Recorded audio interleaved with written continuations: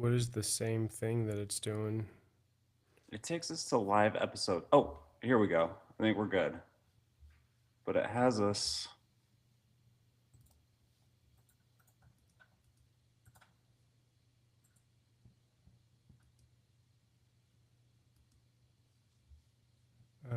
Yeah. It's given. It's the wrong title though. Oh, yeah. Number 2. Episode 2. No, this is episode This is episode 4. 4. Let me see if I can change that.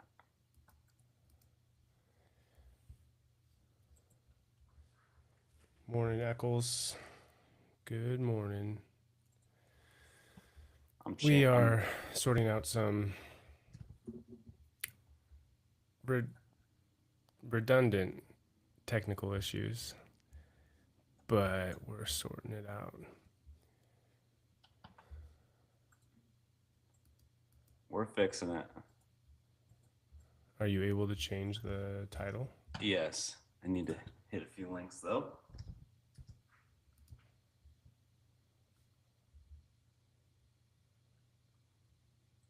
Who do we have here? Just Eccles that I can see. There's several others watching though. What's up, everybody? Jake is just getting this episode appropriately titled on YouTube. It's showing episode number 2, but this is episode numero 4. Still showing number 2 on my side. I do. You know what, Jason? I do need coffee. It's I have been making coffee for the show, and our grinder. I just didn't want to run the grinder this morning because my wife and daughter are still sleeping. But I need it. I'm trying, and I only took one 200 milligram caffeine pill. So this is me on one 200 milligram caffeine pill. My body's accustomed to at least 400 milligrams of caffeine to start the day. Are we sorted yet? Still show. Hit the refresh. See if that's good. Yeah, we're refreshed. Now we are appropriately titled. Appropriately titled. I don't know why it keeps doing that. But we have quite a bit to discuss. So I'm gonna pull up the screen. Yeah.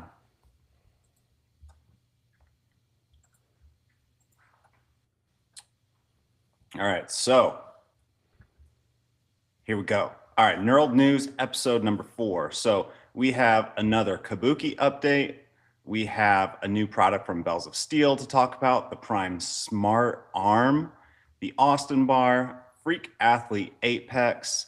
If we have time, we'll talk about what's new what's forthcoming from Dialed Motion. And then at 10 o'clock Eastern, we actually have the founder of Mayak coming on for a discussion about their product and story and whatever we get into. So that'll be cool. But let's start off with that Kabuki update. So, fun fact, right after, I didn't tell you this, right after our discussion about Kabuki live on the podcast last week, I got a DM from Derek, founder of Havoc, and just said, "Hey, can we talk?" I thought you were gonna say Rich Galgano reached out and was like, "What's that guy Michael's address?" I'm sending the boys to shake him up a little bit. No. And so we discussed Kabuki on the podcast last week. Right. Yeah. But I don't think we said anything terrible. We just, we just like said what we've seen online, and we said the updates, and that they said there wasn't going to be another update on Friday, I think. So he basically told me this is coming. So basically but anyways, it was kind of like, oh, what did I say? Did I say anything too damning? Running through your memory bank, like, oh crap. I mean, not that we're here to like suppress anything anyways, but it's still an uncomfortable situation. Sure. But he talked to me, and he was very professional. Okay. kind of explained why certain things were the way they were, um, etc. But I mean, basically, what he told me was the Kabuki brand is really going away outside of Rogue selling their bars.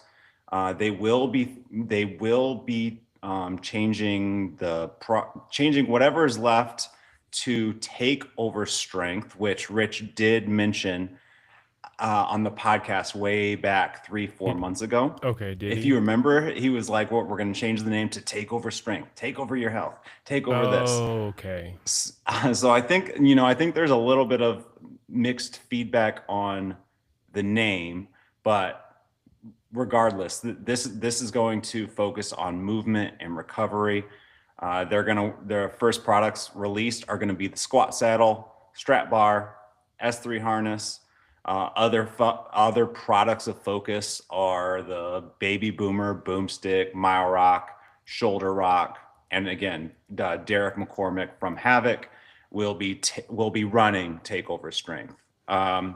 Based on my interactions with him in the past, and if you go to that post on Kabuki, Mm-hmm. a lot of people are like a fan of this. So I think there might be some controversy with like everything that's happened, but putting somebody like Derek in charge, I think is the right first step. He's a very ethical guy. He's been in this space for a while. So You've interviewed Derek on the GGE podcast, right? I've interviewed him several times. Was he rocking sunglasses like through your whole last interview? That's the guy? Yes, and that's Okay. due to a health condition. Okay. Okay. I Yes. mean, either way, I mean, it got me to Right. click on it because I was like, who is this guy rocking sunglasses He, in a podcast? he's a unique guy. I would Sure. like to have him on the podcast again Yeah. to discuss this. And I do think I'm going to interview Rich again Oh, all at some right. point. Let's go. So that should be interesting. Yeah. I mean, I don't know. I don't even know what to think of this. I saw, I got a quick peek at the deck this morning, saw this. I had not seen it ahead of like you bringing it into the deck. So this is like maybe 30 Oh, minutes new information to me. Um, I don't know. Like, I guess I don't have a lot of thoughts on it. I'll lean into what the community seems to be saying. Like, this is a good move considering all of the things that have happened. Um, I'm really curious to see what they're talking. They're re-envisioning or redesigning the shoulder rock. I'm curious to see what that's going to look like. Um, but I guess like a solid move. Obviously Rogue is going to keep doing their thing and producing great Kabuki products. Um, I guess time will tell. I'm really curious about these interviews you're trying to line up, though. yeah, those would be good. Yeah, I think, and I think it would help them a lot too. you think so? I I mean, I will mean, say Havoc does. I mean, so Kabuki had historically been seen or known for bringing like unique products and like intuitive design, and Havoc kind of has a similar history of doing the same thing with their designs and what they bring to the market. So again, these are just like right off the top of the dome kind of thoughts. So I mean, I'm sure it's gonna be better. It can't get. I mean, it could get worse, but it doesn't sound like it's gonna get worse than it's been the last couple of months with the welds and all of the complaints that we've been seeing in the community about the products that are coming have been coming out of Kabuki lately. yeah, and one thing that I took a screenshot of a story, but one thing basically that they've said is there are less issues than you may think. It's just that the issues do get put on social media and expand.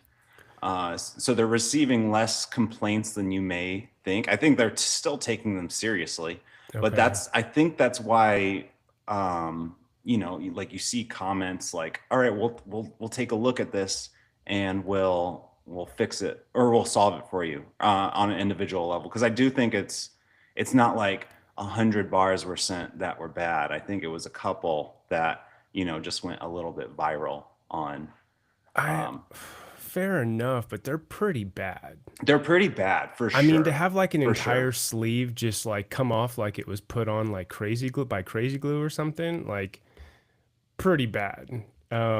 Yes. Yes. No Not to denying pour that. salt on the wound, but it was alarming, like to see the type of things that were being surfaced. Specifically, I just keep thinking about the sleeves and the welds and how they literally didn't even take. But okay, yeah, I'm not trying to, continue Right. here to beat them while they're down or anything. But I'm just trying to emphasize like that they were pretty bad.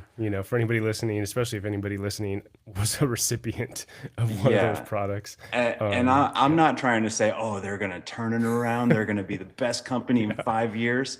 It's just something we'll have to keep an eye on. yeah. Quick shout out to all the people who have joined. Matt Pendergraph is with us. He's our boy, Matt Pendergraph, official photographer of Home Gym Con 25. Correct? Let's Yes, he's go. he's he's gonna do some photography. Yep. We Let's have go. a few. There's been a few people that we've done really good work with in the Yeah. past. We're also bringing them back. But yes, Okay.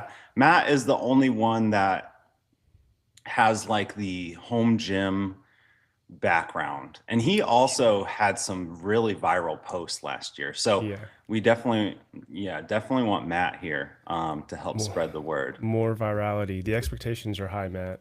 Don't let us down. 100 million impressions. Yeah. Yeah. You put that out there. Well, I totally think it's possible. I don't Yeah. think it's even a far-fetched number. Right on. Um, All right. I get, let's, because we've got 15 minutes before we got to bring Mayak, yeah. in. So Smart here's arm. here's the smart arm from Prime. So basically, from my initial viewpoint is this is kind of a similar product taken to a different level compared to like the bulletproof isolator. Mm-hmm. So it's primary, like most people are primarily going to use it for leg extensions, lying leg curl, preacher curl, tricep extension, ab crunch, and back extension. You can also target, you can adjust the resistance profiles and target different points of the movement. So there's three different settings that will change the length of the movement, which is pretty cool. And I think unlike anything that's like out there in terms of like a rack attachment, plate loaded sort of attachment. Yeah. No, it looks great. There's been at least one really in-depth review I saw on the Garage Gym Reviews Facebook group.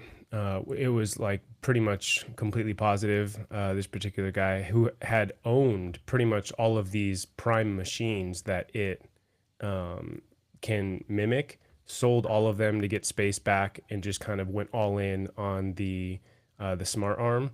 And he seemed to really like it.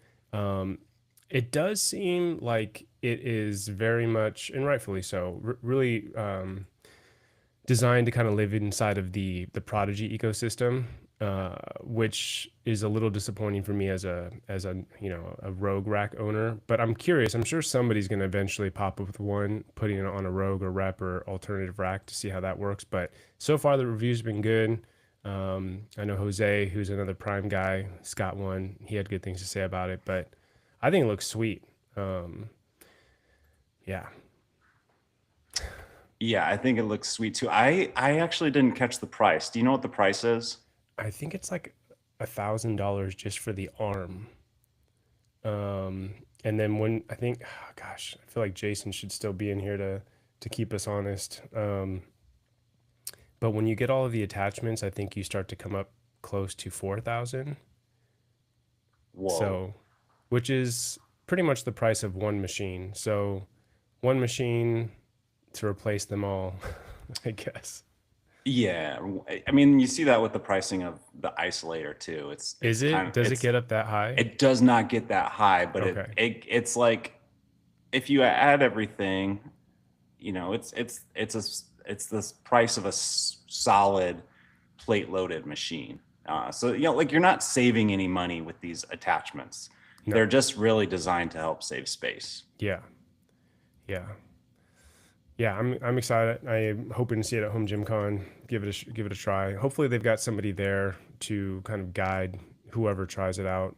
I talked about this with the isolator, but when it was at the first Home Gym Con, I just needed somebody to like show me how to make adjust it and have the best experience with it, which I didn't because I was there by myself trying to figure it out. So This definitely seems like it would need a little bit of one-to-one time for most people. yeah, for sure. Looks All right. like Jason saying he's got one already. Good Oh, for you, got one Jason. already. Yeah, All right, let's move on. I think yeah. the shoulder boulder slash chest fly attachment from Bells of Steel looks like a pretty cool product for the price. So we've seen, these have taken off. On there's a lot of different brands who sell something like this now. I've seen like Revolt, I think Macolo, like I Yep. see some companies in like Europe. So this one's definitely taken off. With the Bells of Steel brand, it sold out in less than 24 hours, and now is just like a pre-sale option. Mm-hmm. um, you can use this for rear depth flies, forward raises, lateral raises, and chest flies. I'd have to see someone using it for chest flies, but yeah, I They, think this is something I personally would consider. yeah, absolutely. Yeah. I've had multiple variants of the different Amazon ones in my cart a couple of different Oh, times and never really pulled the trigger. But I share that just to say that I'm very interested. I think in the kind of like the release video, this is Kayvon, the founder CEO of Bells of Steel here in the picture. He went through the teaser video and he set it up for chest flies. So I think just the fact that it has the potential to do that is pretty cool, right? Any additional layer of versatility to a home gym product is a positive one. Um, I also think it's cool that they made one version compatible with 5/8 and 1 inch racks. Yeah, I'm super curious about this guy. Looks great, sold out. Obviously, people are. This seems to kind of be. It's like the year of the Smith machine and the lat raise attachment. It seems like because there's a lot, like you said, popping up. yeah. I have this one post right here that I'm kind of saving for a rack attachment, but I Okay. I don't know what. It would be something like this, but I don't think you get it until like May, Oh, if you buy now. So it's quite some time before you'd get it if you miss that first like initial bunch. got it. All right. Any comments on this one? Let us know what you guys think. Yeah. All right, Austin Bar from Fringe. So we can run through this one real quick, but this one's just an upgraded multi-purpose bar. It has a medium knurl, which I've seen a lot of companies move to as they're releasing these new multi-purpose bars. There's one fully stainless steel, and the other includes a glacier blue Cerakote finish and blue chrome sleeves. They teased this one for a while, or for a few weeks, and it's finally here. And then let's move on to the Freak Athlete Apex. Yeah. It's going live's tough in the morning. All right, so this is they call it a commercial grade unit. So it's a 4-in-1 machine as opposed to their other, which is like 9-in-1 now. But this is supposed to do GHD, back extension, Nordic bench, hyper extension. Again, comes with the commercial grade materials. It does weigh 272 pounds. So uh, that's a decent amount of weight. Yeah. And then it has some premium built-in features basically for each movement. So premium handles, padding, adjustable foot plate, rollers, XL rollers, I should say, curve padding, and a step up. So this isn't aiming to do as many things as the other one, but it's looking to do 4 things. It looks like better than the other Freak Athlete. What's that called? What's that? I'm blanking on the I name. don't know, honestly. You know what I'm talking about, Yeah, though. yeah, yeah. I mean, I would have just called it the Freak Athlete because that was kind of their flagship product, right? So in my mind, it's just the Freak Athlete piece. But I would agree with you. It seems like it's doing 4 of the 9 that the original one could do, but it does seem to be doing those 4 better. Um, I think commercial grade, time will tell. We'll have to see. I think that, typically a commercial grade machine doesn't have this level of adjustments, right? Like in a commercial setting, you're going to have 4 machines that do each one of these movements perfectly. Um, I even think about like our conversation that Kyle and I had with Adam Usfi, who designs both home gym and commercial pieces, and he talked about that any type of adjustment or anything like that that each individual user has to kind of reconfigure things to their particular settings that impacts the overall like commercial gym goers experience and increases possibility for injury or harm, whether it's pinching a finger or whatnot.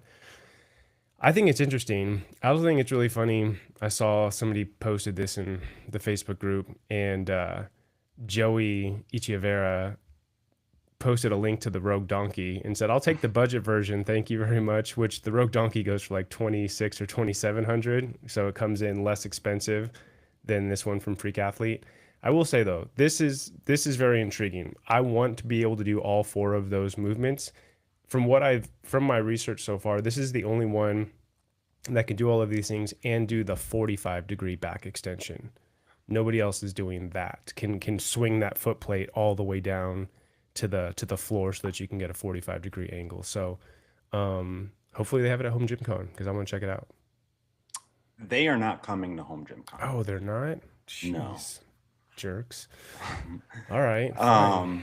Yeah, I mean, I think this is cool. I think they said that this was a product basically a product requested by gyms. Don't they all say that? Yeah. So I personally see this as like a premium option for home gyms. Yeah. And then also I think there's more like personal trainers from home or just like small boutique gyms than we all think.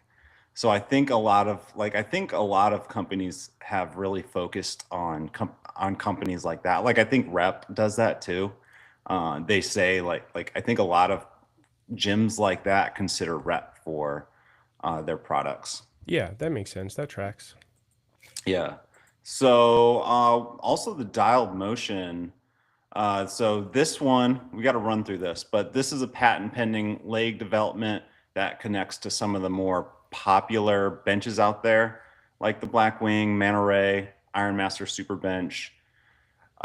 Should provide for leg curl, leg extension. Is this something you'd consider there? Yeah, Michael? I like highly consider. I've talked about it multiple times. I want a leg curl, leg extension option in my gym. I do not currently have a great setup for that. And having seen what Dialed Motion already has on the market and how well they execute and the quality with which they do it, I think that this is going to be a really good one, like a home run. I think the only thing that I'm bummed about is that my current bench wouldn't be compatible with this. So now I'd have to consider swapping out my bench to be able to get that slot back at the top of my backrest so I could use it. I do think that there's a potential for them to make it for like a, what is it? Is it called a prone leg curl when like a seated leg curl versus a lying leg curl? I think that would be sweet if they could set it up so that you could attach it to a lat pull down from up top and do that. That would be awesome. Somebody asked them about that in the comments and they said that this version is not going to do that, but we're still so far out from release. Maybe they can make some slight modifications. But yeah, very interested in this. I would highly consider putting this in the gym. Yeah, I mean we've discussed this. You've considered you're working in a little bit more of a tighter space than I am, but this is a feature that I've seen many times of people requesting on like the Garage Gym Reviews Facebook group. Oh yeah. Or you go into comments on Rep pages and like everyone's begging Rep to add this to their benches. Rep has been promising it for like 4 years now. Like yeah. In 2021 they said it was coming soon. Uh-huh. So I don't know what's going on there. But yeah, everybody wants this, me Yeah, included. everybody wants it. And then we have one more section here. No, we do not. Oh, good. We did good on time. We did good on We time. did. We We made up rushed it a our little bit. yeah. But all right, do we have any chats? Any questions? Anybody exciting about certain products? Um, is turd in turd rhino fiend turd is that what that is? Turd rhino fiend that won't be strong enough to max out on reverse hypers. I'm assuming he's referring to the freak athlete Yeah. piece. Why not? I don't. I'm not questioning. I'm just curious what the thought process is there. I've I also mean never for tried to max for out on reverse hyper, so I don't know. yeah, for my experience with reverse hypers, I had the Scout Hyper from Rogue. Yeah. And for my purposes, and I'm like 220 pounds, and I mean, it did the job. I was never trying to like max out reverse hypers. So I don't see why this one wouldn't be strong enough, maybe for like the most strong people, but you know, those types of people probably should be getting standalone units to begin with. Yeah, I'm curious. I mean, I've used the Scout Hyper too. I used it when I visited Darko's gym, and I mean, I didn't go for a ton of weight on it, but it was still for what was supposed to be considered like a small footprint reverse hyper. That thing was still pretty beefy. Um, so I'd be curious to I hear like actually, I why mean, that might not. I actually got rid of it because like I never found myself folding it up, and it Okay. did take up space. Yeah, it was I big. mean, it still was a decent sized, yeah. Yeah. Yeah. So it looks like Mr. Yeah. Turd Rhino, he maxed it out. I don't know Mr. what. Turd Rhino, how large are you? We'll see if he comes back in the chat with a response to that. Yeah. But I wonder what would happen when you max it out? Does it start to wobble on you or something? Or be curious what. I'm sure there's probably a load capacity listed for it, but I'm not sure. I need to do those more. I can configure my rack for reverse hypers. It's a little janky. He's your size. He's 120, or excuse me, 220 pounds. Um, Maybe he's just got a really strong Yeah, and also reverse hyper. I was using it more for like back injuries Okay. prevention and Yeah. like to help with back injuries. So maybe he's are you also just like training for powerlifting and Yeah. need to max it out? I'm checking. Huh. I'm There gonna we go. message Andreas, see if he has any questions. Eric says he loves his scout and folds it up all the time. Hmm. I did like it. I really liked it. They've popped up a few times locally at pretty decent prices, but I don't even have a place to store it folded up against a wall. So not a great fit for me. And our boy Anand is back. Good morning, Anand. Let's see. We're trying to get Mayak, who's going to be a live guest on the show, to join us. And we can ask all the questions. Oh, There we here it go. comes.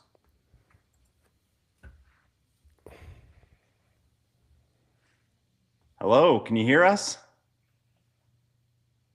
Oh, but we can't hear you. We cannot hear you. There should be settings on the right hand where you might be able to switch.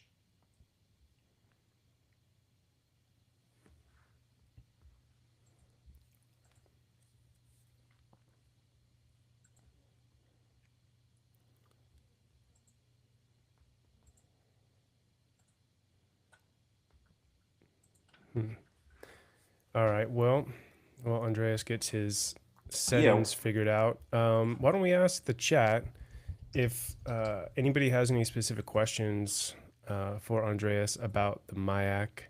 If you're not familiar with the Mayak, do a quick Google search for it. We're going to learn all about it right now. We've got some specific questions. I'm actually timid to try and say what it is to try and like warm up the chat while we're waiting for Andreas because I don't want to get it wrong. But now that he's gone, it's like it's a compact like rack mounted pulley, right? System. So I just pulled it up on the screen. So yes, so I think it's magnetic resistance, kind of like a You hear me Voltra now? competitor. Yeah, we can hear you. There you Perfect. are. Yeah, I had How's to it leave going? and reconnect to change the mic. It's good, thank you. Thanks for Good. having me on. Exciting Yeah, to you learn got it. So, something. hopefully it was made clear that you are in front of a live audience. Yep. So we've got some people in the chat. I think just a good segue would actually, we were discussing like what is the Mayak. Um, All right. if you wouldn't mind just maybe just doing should we do a quick intro before Yeah, we actually let's should. do an That's intro. Yes, appropriate. an appropriate intro. So it'd be great to hear just more about you. So number one, like where are you? Maybe some background on who you are outside of Mayak and inventing Mayak, and then maybe even leading into like how did you discover this and why did you ultimately go for it? For sure. All right. So for people who don't know me, I'm the founder and creator of Mayak, this like super compact, versatile workout tech equipment that we are launching pretty soon. Hopefully, we're very close now. And aside from all the business aspect and business side of things, I always been training my whole life, always liked tech, and this is something where both of those worlds came together. So I'm very, very happy that I get to work on this, and I think we're gonna release something really amazing for the community very soon. I'm originally from Sweden. That's where I grew up. Then I moved to Spain 5 years ago, roughly, to get a bit better weather. So it's like the California of Europe, I would say, in terms of weather. So this is where we are based now, and the company's here. I have the team. One of the members is in Sweden, but we are operating out of Spain.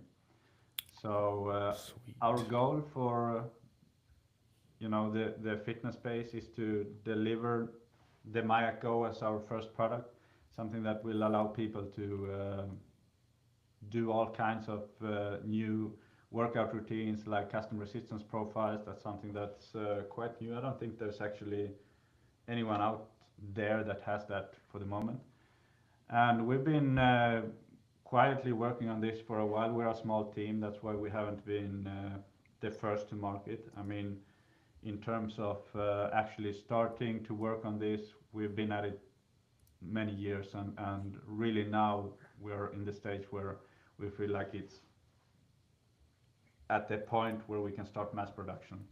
And that's kind of a big achievement as a small team. Obviously, we can't compete in terms of go to market with companies that has like 90, 60 employees. That's going to be impossible. But we feel like we bring the passion to the community. That's kind of where the home gym aspect of things are. You kind of do it your way. You try to make it with what you have, and that's what we are doing with the company as well.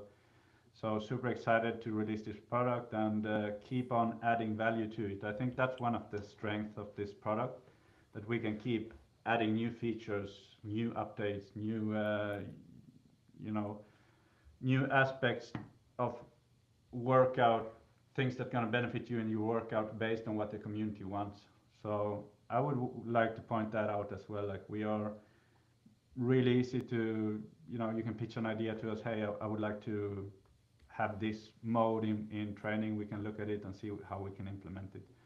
So that's one of our strong points. We are nimble. We can act fast in those regards compared to other companies. And obviously we bring, it's a big innovation in the space, and we believe that we're going to be here to stay for a long time, and also come out with other equipment. So I don't know if that's good for an intro, but at least it gives a bit of a background. Yeah. Been working out my whole life. I love working out, going to the gym, and doing all kinds of athletic stuff. So Yeah, that's a great introduction. We did get some comments, and I would agree. If it's possible at all for you, Andreas, to either project a little bit more, you're coming through a little low. I'm assuming, are uh you on like your laptop microphone or something like that? it's on the webcam. So let's see. Is there a way to? Yeah, either maybe consider changing your source. We'll give you a second to figure that out. If not, we'll roll with it. I can hear you well enough, but somebody did comment. We've got some people who are joining specifically to hear what you've got to say, so we want to give them the best opportunity to do that. It looks like you've got one of your pre-order customers here as well. Andy has put in his pre-order deposit for the Great. Mayak. Thanks for the support, Andy. Yeah, There you go. Andy, and I'm not surprised Andy got one of those. I have a few follow-up questions Yeah. to your intro. Number one, you said you've been working on it a long time. Can Yeah. you define a long time, and then also go into like who is on your team? What does the team look like? Yeah. So roughly 4.5 years when we Oh, started. wow. Yeah, and obviously as a small team, we would have been first to market should we have if we would have had a big team as any other, maybe big companies have 60 employees or so. We've been at it for a while, from idea to concept, and obviously the whole process of it. We're a small team of 4 people for the moment, and doing all the mechanical software, app development, embedded electronics. That's something that I'm really proud of, that we have done everything in house as well. So we haven't sourced anything to a third party that owns anything of our product. So we know it from the ground up, as you say, every aspect of the product, and we're pretty confident that we're going to deliver a really well built and well functioning product to the market. So it's been a while, but we've taken our time to not rush anything, and do the improvements that we can along the way. Yeah, I mean, sorry, Mike, if I'm still on the questions, but I'd be curious, 4.5 years ago when you started, like where were you at? Like what were you doing as a job? And then also just like what led you to deciding I want to create something like this? Yeah, so I've always had a lot of ideas, and I was kind of in a creative phase at the moment.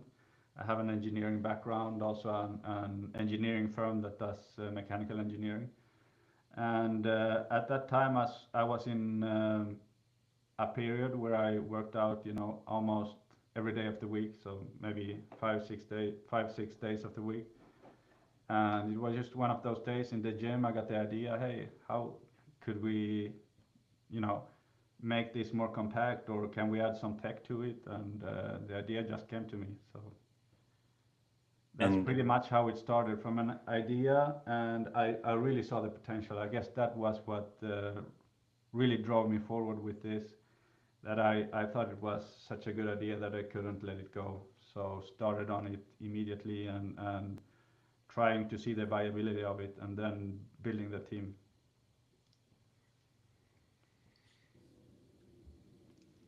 Got another one, Jake? yeah, yeah. I mean, I so can you explain what the Mayak Go is and how does it even work? What is used to make sure that you get resistance? Because I think most people are probably uh, along the understanding of just like what I use weights like so I'd be curious to hear like how that process works. Yeah, so it's pretty interesting. Inside the unit, it's super small, and inside you have an electric motor that gives you the resistance that is then translated to when you try to pull on it. So that's kind of the base of it. You get electric resistance, or electrically induced resistance, and that's we've also done a quite an good job in keeping it as compact as possible.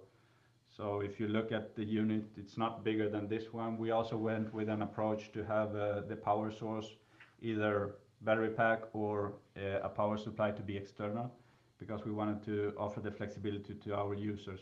Some people don't like battery as we have understood it, and some people want the flexibility of that. So having a unit that kind of caters to both worlds is something really valuable, and you can upgrade it later on if you want to. So the base package, which we will release, comes with a battery pack, but you will then be able to change it and upgrade it to a power source to have it plugged in, because a lot of people want it to be mounted to their rack and forget about a battery or anything in regards to something that can deteriorate over time.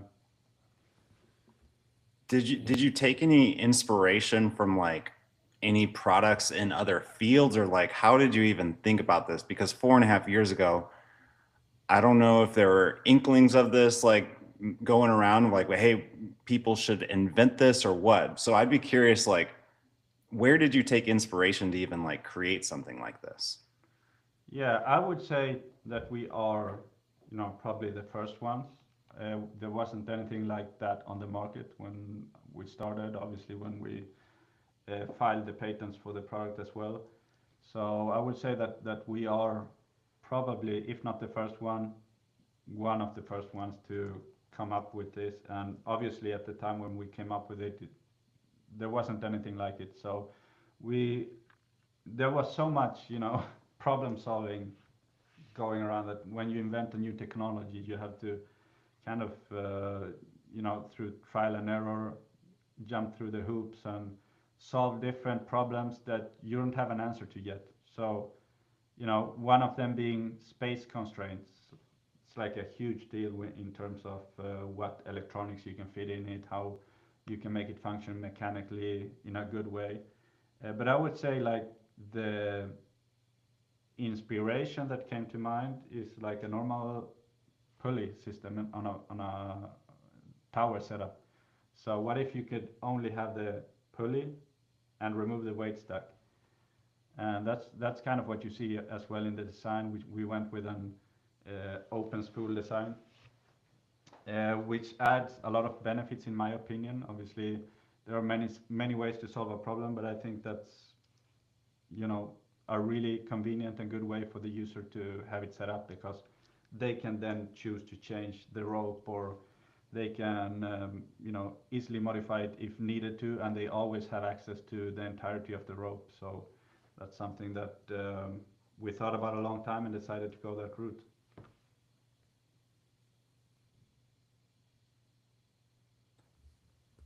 We've got some questions from the chat.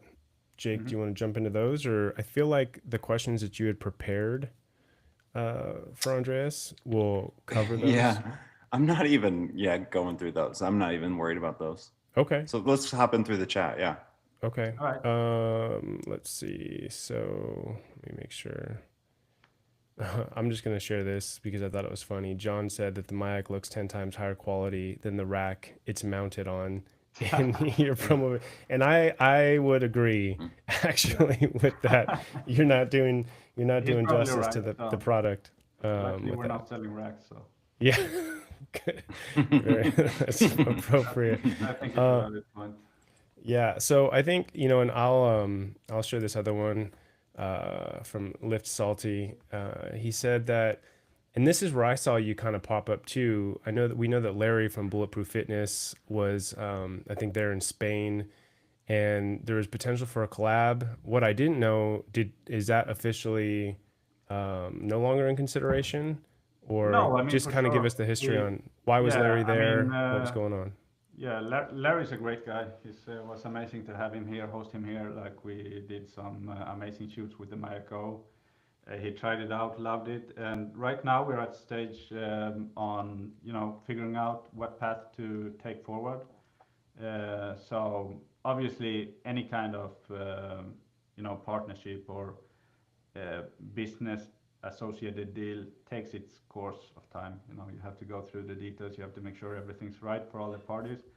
Obviously, Bulletproof is, you know, an amazing company. We had a great time with them. Larry is, you know, such a visionary in the space. He has some really cool things planned. So I hope that we can, you know, run through the details and see what we can get going. But obviously, uh, you know, we had a meeting based on the premise that we're going to meet up and you know talk a little bit. Nothing was promised before that or anything. So in terms of partnership, we are still going through and looking at what's a viable solution, and nothing that has been backtracked or anything like that. Maybe it was presented in another way, but nothing special in that regard. I mean, we are writing to each other, and we have some things to go through on the business side of things. Cool. One of the questions that I had, you know, you mentioned this has been in development for 4.5 years, and Yeah. obviously in that time, probably especially in the last couple of years, there are other magnetic resistance machines that have hit the market. Yep. So I wanted to kind of give you an opportunity to talk about like what are the key differentiators, right? What should people be keeping front of mind as these gain popularity, I think? And it does seem like for a lot of like we're beyond the early adopter phase, Yeah, for right? sure. And we're more into, oh gosh, I can't, there's like you're probably familiar because you're in tech, like that chart of like early adopters and then the next stage of adopters and all that kind of stuff. But we're moving into that next stage. What are your differentiators? What makes you guys special amongst Yeah. all of these other options? I mean, in some cases, maybe it's good not to be the first one out there because you know you have to convince all the people. I feel like people have understood the benefit of electrical resistance training. Our benefit, I would say, is you know our flexibility, our commitment to the product, not only at a competitive price to offer a really premium product. I wouldn't say cheap. That's why I say that it's competitive price instead.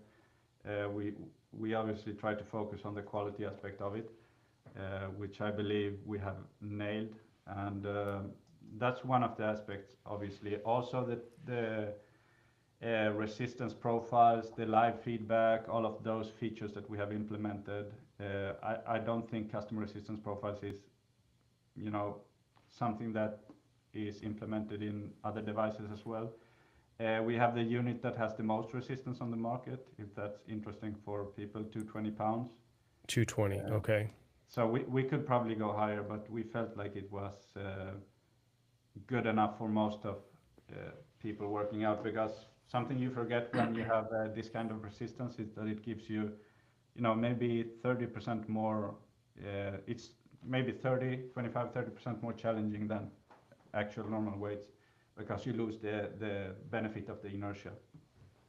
So that's something people who have tried it out for the first time get kind of, you know, slapped in the face with, hey, I can't, normally I can do this exercise with, let's say, 100 pounds, but I can't complete it with this device. So Yeah. it's a special kind of resistance, but I say our strength lies in that, and always we will always be very, you know, uh, passionate and then driving the technology forward, since I see us as kind of a pioneer in this field, even though we came a bit late to the party, unfortunately. But I say there's still a lot to be discovered and implemented in these things. We also have like a live feed. I haven't showed it yet, but we have like a live tracking where you get all the velocity for each rep. You get like the velocity, the time, the range, your rep counting, which is basic. But from all that, you can then extract the data you need and analyze it later on. So it's really beneficial for people who really want to identify certain aspects of their workout, or if they want to do some advanced, you know, workout profiles with the resistance profiles and so on. Okay. I've got one more question from the chat. Is it magnetic resistance or direct drive resistance or something else entirely? could they elaborate what they mean with magnetic resistance? It's an electric motor. So I mean, it has magnets, but it's a motor. I've got a follow up. So I think you mentioned a few things. You mentioned it's not cheap. However, it's still quite a bit less expensive than the Voltra right now, Yeah. which is probably the most well known, at least like in our area. I'd be very curious to, like, if you could be specific about what's the difference and why is there such a decent cost difference? Design principles, I would say. That's what it comes down to. Design choices. How do you design the parts to be, easily manufactured? How you have the design of the entire component. We have very few components actually in the entire unit, so we have to buy in less parts. We have some main components, and I would say it comes down to the simplicity of the design, and that's something that we have put a lot of time and effort into making it as simple as possible, removing a feature, removing a component. Hey, does it still work? Do we need it back? And you kind of can see that in the whole development stage of the product. We started out with a bunch of stuff that we then removed and simplified it more and more each time. Would you say there are performance differences? Because usually when something's 2000 versus 800, there's usually like a value difference. How would you say the performance compare to each other? Performance in regards to like the actual unit, or yeah, just overall use. Yeah, I haven't tried the Volta, so I couldn't say it's probably a good product. Obviously Yeah. a lot of people love it, so I would say that they probably made a good product there. And what I can speak about is what we have done, and that's something that ties into what I said earlier about keeping it simple and still having it perform the way we want. Obviously, me as a person who works out a lot, I wouldn't release something that I wasn't happy with myself.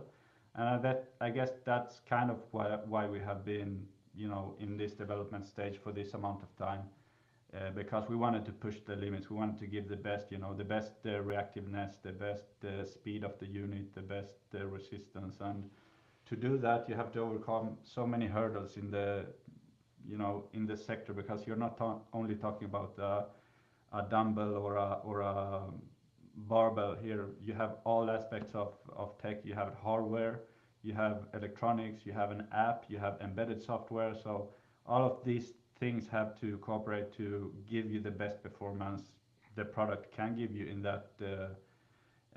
that form factor.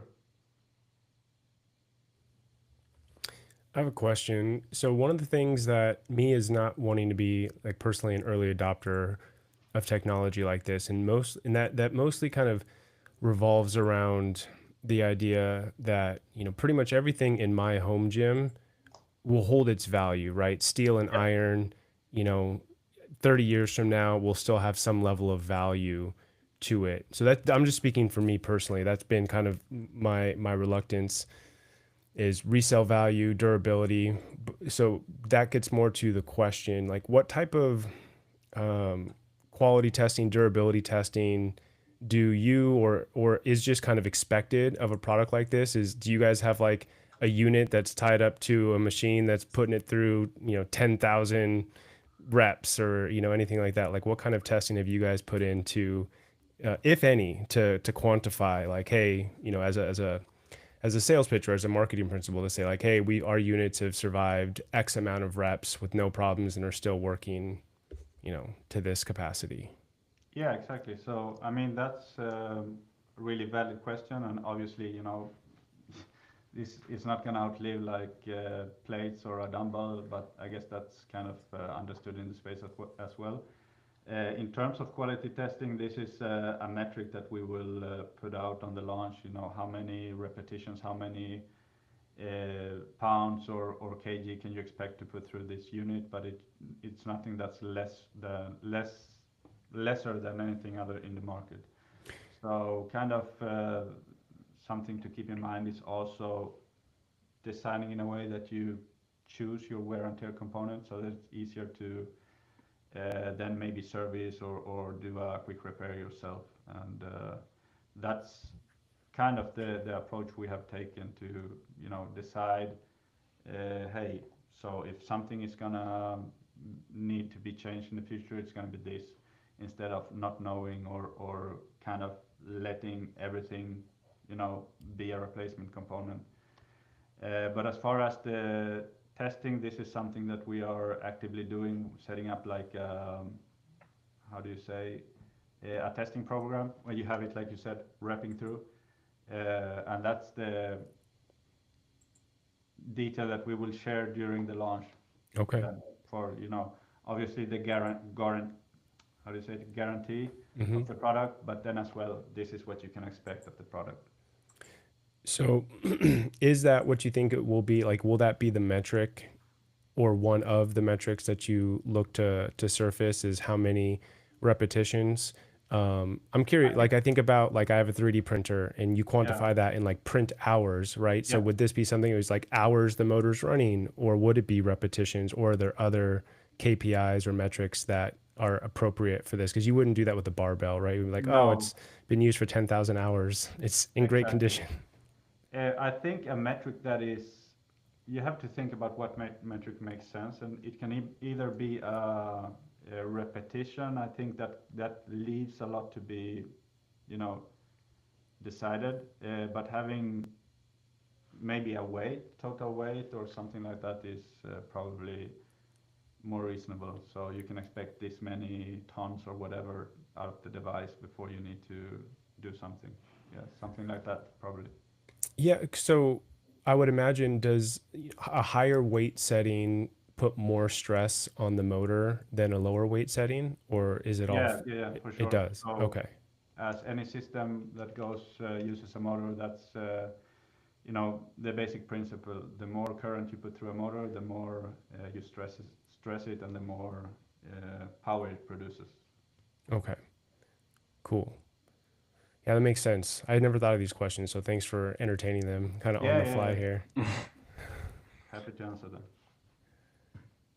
And just Andreas, just so you know, Mike has repeatedly mentioned that these are the types of products that he's really considering for a home gym. So he's working in a tighter space, and this is something he's truly considering. So I'm taking this as something like he's interviewing to buy this product. I am, yeah, for A sure. little bit, yeah. I mean, these are like Yeah. real questions.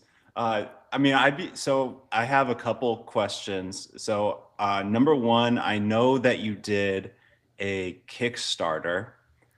We didn't do it actually. Oh, So you didn't do it. Okay. Okay. So you didn't go through the Kickstarter. I was curious to hear, so I'd be curious to hear why you didn't go through that. And then yeah, two, just like, what is the status of the orders? If somebody, what do they, I saw something where you just need to put down $10. So I'd be curious to hear what's the status of the orders.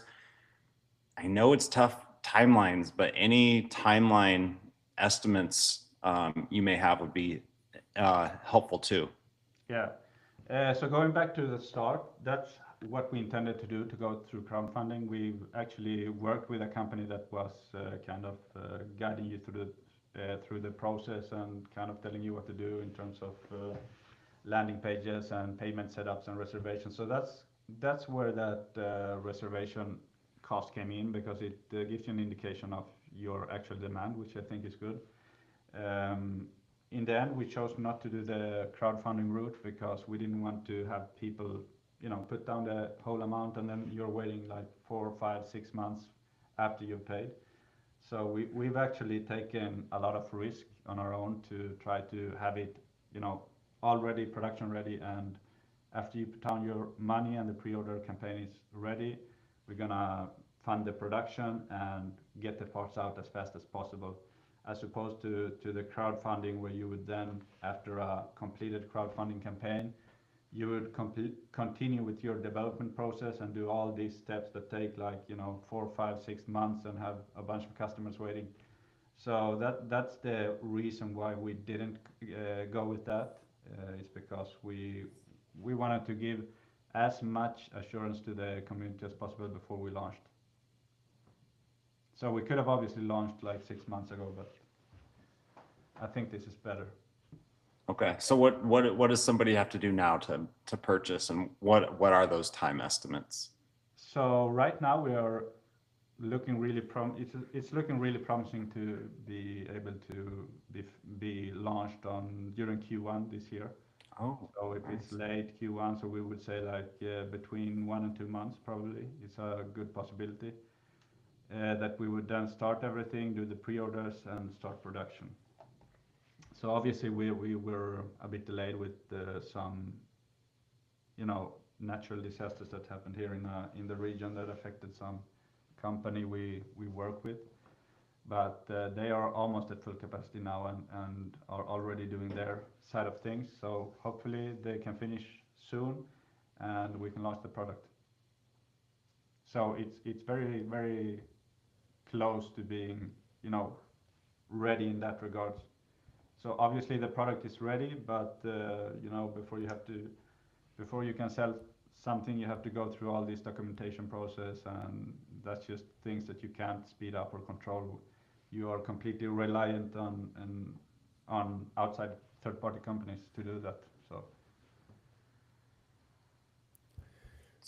Yeah, so I was gonna pull that up. So you're reliant on third parties. Any other specific challenges getting it to into production? From a comment from Lift Salty. yeah, it's a great question. So one of the upsides of things taking a bit longer for us in terms of production is that we have already been able to set up the entire supply chain and have that aspect ready to go. So our suppliers are basically waiting for us to confirm, our order sizes and then start production. And that's something that we will assemble the product. We will, manufacture some components and do the quality assurance because obviously with a product of this type, we want to stamp it with our seal of approval. We do like all of the testing and everything in-house. So it's nothing that gets mounted and shipped to us finished. We do that part of the production. When you originally decided to do this idea, if you knew it would take 4.5 years just to develop it, would you do it again? I probably wouldn't, but when you start something, you're always very optimistic. Like, hey, it's gonna take 1 year tops. So 4 years later, we're still here. But I think it's been it's been quite the journey, and we have overcome so many challenges, and to the point where we have a product that's ready to hit the market. It's looking back at it, it's been really amazing, and obviously you never know when you start a product how it will go and how it will perform, but hopefully it's received very well. All of the people that we have showed it to actually loves it, who have tried it in person. Another thing I forgot to mention about the units when we talked about something that sets it apart is that you can use it, set it up in seconds and start using it. You don't need an app or anything. So you can choose what aspect of it you want, with the product being in a dumber state, so nothing smart connected. It gives you still a really compact size and all of that resistance that you would want. And should you want to connect the app, you can do that and get those metrics as well. I've seen some questions asking about, like, do you need to sync the device or anything? Some of the other units had problems with that, that they didn't sync up well when you did use a barbell or something. That's not an issue we've had, and we've tried it out with people who have been here. For example, Bulletproof Larry and other people who have tried it out in that field. So you don't even need to connect it to an app. You hook them up, you can connect it with like a D-loop strap to a barbell, and then work out instantly without needing to sync anything or connect the app. You're referring to when people are using dual, like two Yes, units at the correct. same time, right? Yeah, So yeah, one on each upright, right. and then they Yep. want to do like some compound movements like squats or some heavy back pulling motions or deadlifts or whatever. That's been a concern in the space that obviously some units are not performing well, so they introduce like an imbalance when you're pulling. But this is super smooth, super reactive. It behaves like you would load weights on the side of a barbell, so it's very predictable. Okay. Oh, this could be a good Ha, question. yeah. Okay, there we go. Where is the Mayak being manufactured? Here in Spain. In Spain. And I'd also be curious, how was this funded? 4.5 years, tech product that can't be cheap. Yeah, I mean it's how do you say it? When you think about entrepreneurship, you have to kind of make it work with what you have, and that's kind of been the story throughout this entire process. That's also one of the reasons why we and it benefited us in the end. Why we try to simplify it as much as possible out of necessity. What can we do? What can we simplify? How can we make it cheaper to produce samples? So I would say it's been a collection of trying to be resourceful and making do with what you have. Makes sense.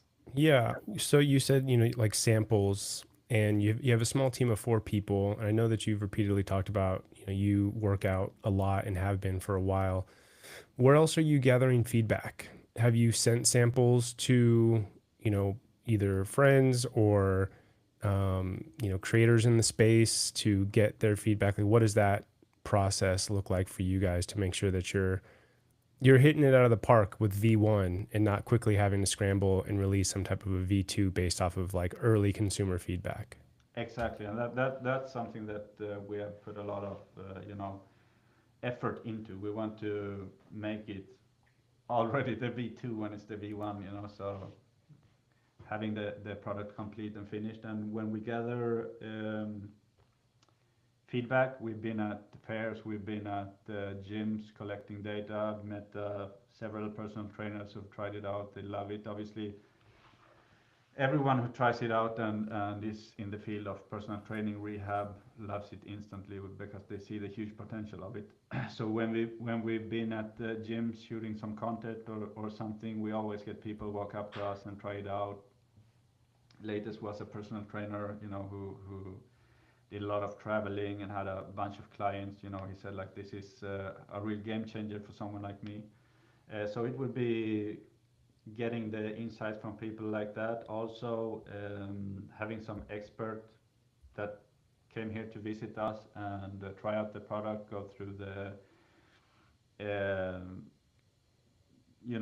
features of the product and letting us know what they think. So we've gathered a lot of feedback and taking that to heart in the entire process of the manufacturing and prototyping of the unit. Has there been one like standout bit of feedback where it was just like it was a big help, or it was, wow, that's a great idea, we should absolutely make that change or implement that recommendation?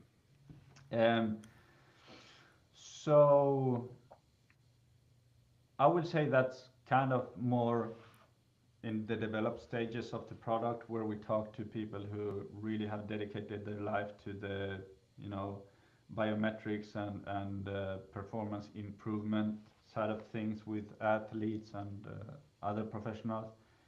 Getting the feedback like this is the kind of data you need to display. This is the kind of these are the kind of workout modes that you need to do. And I mean, when we explain what we can do to them, you see their eyes like open up and they start coming up with all these ideas, because now they have a device that they can do all kinds of simulations or different types of tests that they would not be able to do earlier on. So understanding those parts has been really valuable, because then it lets you know what tools are being used professionally, and some things that you might have thought were useful, that they say, hey, we don't actually use that, we do this instead. So I would say getting the feedback in that area of the device has been really valuable. Nice. Excuse me, that makes sense. I think it was a good question. Where does the name Mayak come from? So it's actually a combination of my last name and first and middle name, and then I had some letters to spare. So Okay. I've got one in terms of like your first customers. So, you know, manufacturing in Spain, the biggest markets probably in the US. I'd be curious to hear where are your first orders coming from? Is it a good mix of the world, or is it the US? Is it Europe? yeah, so our main markets are obviously US and Europe. When we started out, we got a lot of orders coming in from Europe and a lot of early traction there. But then we shifted our focus a bit to US when we started to think about crowdfunding as well, and that's where our main focus have been in the last stretch of this journey. And I think that will be our main market going forward as well. But obviously, US and Europe is what we are focusing on. Awesome. Sweet. You still planning on coming to Home Gym Con? For sure. For sure. Awesome. Cool. Yeah. I mean, I think that you're going to get a lot of great feedback there. Yeah, we've always, seen the benefit of going to different fairs, and when you have something that's so specific and so, in line with what we are developing and presenting, to be able to interact with your audience base and talk to them and get their feedback and answer their questions, it's something that's very valuable to us. So we are definitely super excited about meeting a bunch of our supporters, and also probably get new supporters as well. So it's a great opportunity, and we are happy to be invited there. Awesome. Yeah, I'm really pumped you decided to sign up. Yeah. What about like how do you hope the next few years go for you? Yeah, so obviously it's hard to tell exactly what's going to happen in terms of business development and such, but I see ourselves introducing a lot more concepts and workout equipment in the field of fitness, commercial gyms, home gyms and such. Also building on the application ecosystem and introducing a bunch of new aspects in that area as well. Obviously, we want to see the biggest growth possible during the next coming years, but we want to do it in a responsible way as well, without losing the connection to our base clientele, so to say. I think that's a good benefit, an advantage also for the people to know that, hey, the founder or the CEO of the company is just an arm length away, or we can reach out to the core team and come with all kinds of suggestions. And that's something that I see, is getting more popular during the last couple of years, that people really want to get to know the person behind the product, and they don't like this big corp style of no identity. So I see us building on that identity and getting people to know us as a company and what we represent. Yeah, I think Home Gym Con will be just a great opportunity for you guys to do that. I know, Jake, you've run a lot of surveys on does having like either a relationship or having like an owner who's accessible impact your buying decision. And just I'll speak for myself personally, that the relationships that I've built over 2 years at Home Gym Con, the owners, the manufacturers, the creators, it has a significant influence on my spending dollar. So just reaffirming, I guess, your decision to come to Home Gym Con. And so this is kind of a weird question, but because like the the unit is fairly compact. Mm-hmm. Do you have any thoughts around bringing some of them with you to Home Gym Con so that people Yeah, can for sure. capitalize on impulse Oh, you purchasing mean on urges? having a To stock? Yeah, like inventory for people who say like I'm ready to buy one right now. I want to go home with one. Yeah, I mean, since we will be warehousing in the US, it won't be hard to bring a couple of units to the expo, and if people want that, we'll bring a couple of units there so they can buy it for sure. Cool. Awesome.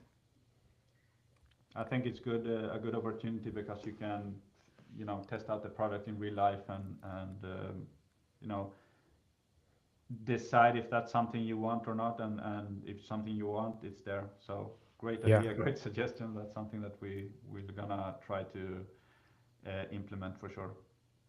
Yeah, I think it's a great idea. And you're one of the I think it would probably be one of the fewer products that because of its compact nature where you could bring a handful of them and also Yeah, for not be sure. hamstringing yourself like wait, nobody bought any of these. Now we're stuck with, a pallet No, full. no, What are we supposed to do with Mhm. them? But I do see people having that, in any kind of purchasing, you want to capitalize on either FOMO or just the moment, right? Like if they're coming off of having tested the product, they had a delightful experience and they're ready to buy. Why wait until they're back at a computer and have exactly. thought about it Yeah, and their wife is standing over them saying, "Wait, what are you spending $800 on?" that's good. That's a good point. No, Yeah, so great opportunity for sure. cool. I think we can close this soon, but we got one other question Mhm. from John. Are any gym owners using the product for small classes that you're aware of? Interested to know how it holds up in that type of environment. Yeah, so we've, obviously the product isn't in production yet, so there aren't any currently, but we've had a lot of gym owners reach out to us, and that's also one of the reasons why we wanted to offer the um, plug-in version where you didn't have a battery pack because no gym Mhm. is want to, no gym is gonna want to have a equipment that they need to charge up between the different workout sets. So that's one of the reasons why we went with two options to power the device. And in terms of gym use, it's intended for that. We have a bunch of people, like I said, who are planning to do like compact gyms or box gyms. Like they build out like a small container where people can come and rent it for a session, whatever. And that's something that they have said like this is perfect for us because it's not heavy, it doesn't take up any space. You could have like a whole wall filled with them, and people having access to working out in these small spaces without necessarily having to invest a bunch of money in bigger equipment and more expensive equipment. So we've definitely got a lot of feedback and requests, or a lot of requests in that regard of gym use. Personal trainers who have their clients traveling to be able to monitor them on a distance, and overall in the professional field, like gym use, rehabilitation, and so on. Yeah, I see it as like a really cool tool that personal trainers can use, moving inside, outside, taking it to their clients, moving Yeah, it throughout their home gym, or like if they're training people out of their garage, using it in a lot of different ways. and I mean it opens up the door to personal trainers as well because it gives you like a new aspect of training that they didn't have before. Like, for example, they can have someone with that unit and they ask them to, hey, can you connect? So they connect themselves to the application and then they can start logging the data. So they can do a workout session and he can, see their result like, hey, here you need to raise the pace a little bit. You have to do more repetitions, or we increase the weight to reach the desired goal.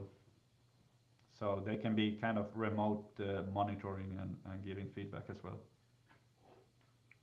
Awesome.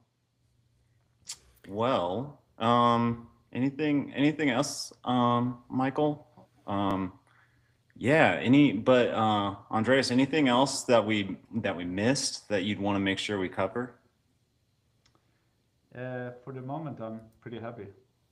Cool. Yeah, I mean, Great. I think I really liked a lot of the things you said. I mean, just the fact that you're being scrappy and coming. It took you 4.5 years to bring it to market. You're trying to do it the right way. You're ready to meet the people in person at Home Gym Con. Those types of things. I hope these next few months go well for you, and you are able to get this launched into the world. It'd be cool to see, like, I'm sure from your end, like 4.5 years later, and you finally get people using it in the world. I think if it goes to the right people, they'll help you market it, and you'll also learn about even more ideas on how to use it. So yeah, I wish you the best of luck over the next few months. Thank you Looking very much. forward to meeting you in June. Yeah. And if And there's anything else we can do for you, just let us know. yeah, I mean, if anyone in the community or anyone who sees this and have questions to us, just reach out to us and we'll get back to you. And if someone wants to do a Q&A session, whatever, they can reach out to us and we'll arrange it. So we're very open about that and welcoming to anyone who has any questions or wonder anything that can help them in their decision making. So we're here and hope to see you guys soon at the Home Gym Con. We will see you there. Thanks so much, Andreas. Appreciate you. Thank you. Guys. Yeah. Feel free to hop off and we'll close this. All right. Take care, guys. All right. Thanks Take again. care. Cool. Cool. Interesting. Yeah, I'll say, I've been looking at it in preparation for this conversation, and I was immediately like, my first impression was seeing the power cord, and I thought, oh, theirs has to be plugged in. That seems different from everything else. Like, I wouldn't have seen it as a benefit. However, obviously, having learned now, there is a battery powered option and now I see the upside to having it be able to be plugged in for, whether it's a studio or a gym setting, or even for myself or any home gym user who isn't going to move it, and you want to run a cable so you don't have to worry about charging it up. And that's, without the battery, that's one less component to worry about degrading over time. So yeah, really interested now. I to see more and to try it out. I'm personally excited to see how it compares to the Voltra, because he mentioned, like, he hasn't used the Voltra. Right. So, at least that's what he says. Right. Yeah. Yeah. Well, yeah, that does seem like something you'd want to try to know. They're going to be one of their top competitors. But yeah. Yeah. Who knows? He seemed like a good guy. But yeah, I think I feel like it's hard to believe that he hasn't tried the Voltra. But who knows? Yeah, maybe I know. Who maybe knows? He didn't want to spend Yes. $2,000 Too expensive. test. You're bootstrapping a business, and Yeah. like I can see value in, like, you don't even want to be like swayed to do one thing if you think you're doing it right. Yeah. So that's cool. Yeah, I think I didn't know they were only a couple months away. I know it's been a long journey, but hopefully, it does actually come. Yeah, Andy, that's exactly what we're saying. Probably saw how pricey it was. And it is, like, I'd be curious. He talked about, I think you asked, like, what is the price difference? Like, how is he able to bring that product to market? And he said a lot of it had to do with the components that they selected. And I'm sure that has obviously influences the price, but I think a lot of it too is, Beyond Power is a bigger company. I'm assuming. I know that I've heard that they brought over like engineers from DJI, and so and they have investors. So there's a need for them to make more per unit than somebody like Mayak, who's only got a team of 4, right? And there's not a need to be I don't want to say greedy, but No, maybe and so greedy is the right that's, I mean, word. Like, I'm doing that. It's a perfect example of home gym con. Like sure. the the Arnold, they have huge staffs, so their booths are like 10 times more expensive. So Right. yeah, I mean, yeah, and you focus on certain things as opposed to, like he mentioned, like you're trying to be as simple as possible, as efficient as possible, focus on the main things. Yeah. Yeah. Something So else he said too that was interesting is they're already thinking about wanting it to be something that you can repair yourself. Which I don't know that Voltra is like designed that way. Maybe it's more complex or otherwise, but that's interesting because I would definitely be the type of person who wouldn't hesitate to break out a screwdriver and start taking that thing apart if it just stopped working and maybe there's something, that needs to be replaced. I've taken apart iPhones and old iPods and replaced parts, so that wouldn't intimidate me. So that's cool to hear. And you were right. Like a lot of those questions were me addressing my own concerns and fears around bringing something like that into my space. But yeah, no, that was perfect. I thought it was interesting too how he started off in the Europe market and then was like, oh yeah, maybe we should we should focus on the US as well. And that's a question that was here from Jared. yeah. Oh, okay. He did Gotcha. mention that he hopes the US to be a major customer. I don't remember if he said the main, but definitely top, like if not as important as Europe, pretty close behind. Yeah. And Um, Jared also asked if there's any other equipment brands in Spain. And I did see the question. I didn't see an opportunity to throw it in there, but I don't think that there's a lot. And I'm pulling that from, I'm sure you've had interviews. You had an interview with that content creator. I think I can't. He's not out of yeah, Spain. Where was he out of? Was Home it Gym Vault UK? Europe. I Yeah. can't remember where he is, but yeah, it sounds like basically each country has a main source. Right. Um, and ATX seems to be the largest based off like my observations. But yeah, it's on. I don't know specifically for Spain. Okay. Yeah. And neither do I. I do know that when we talked to like Adam Usfi, and he's out of Poland, but he has experience designing for a lot of different companies, and he was saying similar things that your buying options are minuscule by comparison to somewhere like the United States, where we have a plethora of options to where we're going to put our spending dollar. So of course it makes sense to come to the States, but hopefully that answers your question. I'm sure that there's others in Spain, but they don't compare in any way, shape, or form to the options that we have here. And probably ATX is in Spain, I'm sure as well. Probably. Yeah. Cool. Cool. Yeah, I'm Yeah, excited to try it out. that was an interesting chat. I thought that was cool to bring him on. I appreciate his willingness to come live. Yeah. Yeah. I reached out to Voltra a couple weeks ago, and I haven't heard back from them. And he was pretty much like immediately, yeah, let's do it, let's Yeah. do it. I gave him like four options on the calendar that were not live and one live, and he chose the live one. So he was ready to do it Oh, live. okay. Yeah. Yeah. And no, I was just wanted to call out. I know a few people were talking about his volume coming through low, and we know Yes. we did try to have him adjust that in the beginning, but you don't want to spend too much time trying to troubleshoot that kind of stuff, especially on a live show. So we apologize. It's something we're working on. I think that's going to be on us too. I think that a lot of these guests who don't podcast or who don't do this type of stuff regularly, they don't realize that their onboard mic isn't going to cut it. And maybe we should like just break out some AirPods. That would have made it a world's difference. Like you've got to have some type of a closer mic than just trusting. I think he said his mic was on his webcam, which effectively puts it at least a couple of feet away. And he didn't seem like much of a projector in his, so, but yeah, No. we'll work on that. So thanks for bearing through it. Yeah, especially, I mean, that's probably my bad. Especially with like, just a little back end. If you do an interview with somebody and you can edit it, there's a lot of times where you can like even out the noise. Yep. Whereas live is just like whatever it is. So Yeah.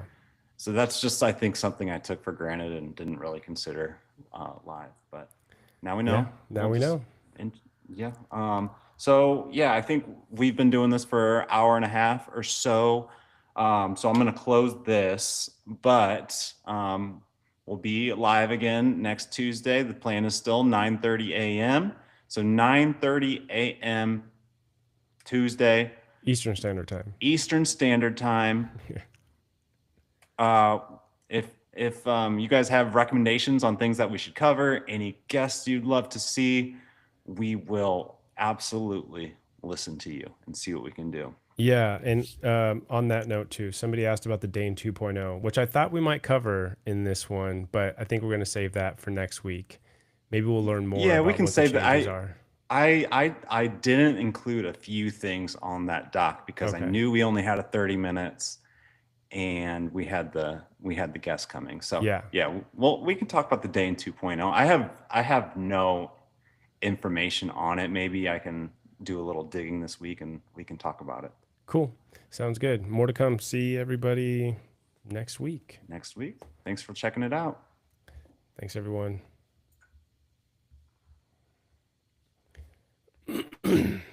All right.